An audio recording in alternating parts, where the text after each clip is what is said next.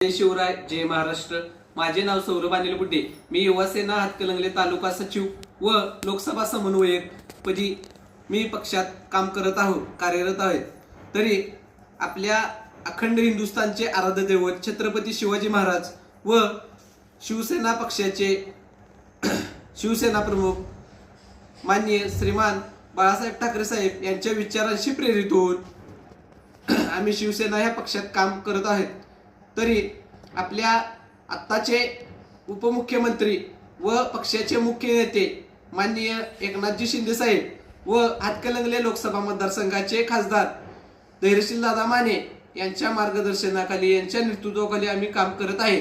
तरी आमच्या जिल्ह्याचे पालकमंत्री विधानसभा मतदारसंघाचे हातकणंगले आमदार अशोक माने बापू यांच्याकडे आमच्या एक 4 मागण्या आहेत। तरी ह्या विचारात घेऊन ह्या मागण्या आपले जे काही मुंबई येथील जे उन्हाळी अधिवेशन चालू आहे तिथे त्यांनी ह्या विचारात घेऊन ह्या 4 मागण्या मांडाव्यात अशी आमची एक इच्छा व अपेक्षा व्यक्त करतो आणि पुढील प्रमाणे ह्या 4 मागण्या मी सादर करतो।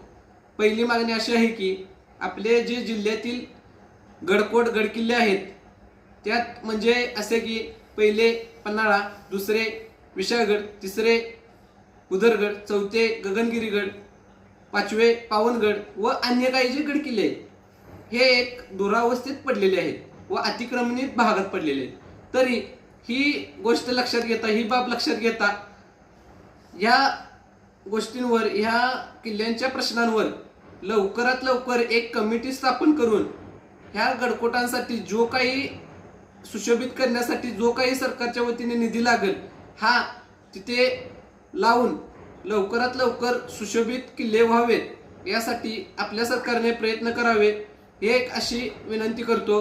व दुसरा मुद्दा असा की आपले महाराष्ट्र राज्यातील खाजगी दवाखाने असतील, या दवाखान्यात सर्वसामान्य जनता ही उपचारासाठी जात असते व प्रत्येक शस्त्रक्रियेसाठी उपचारासाठी जात असते व प्रत्येक दवाखान्यात राज्य सरकारच्या योजनेचा लाभ हा मिळतोच असे नाही।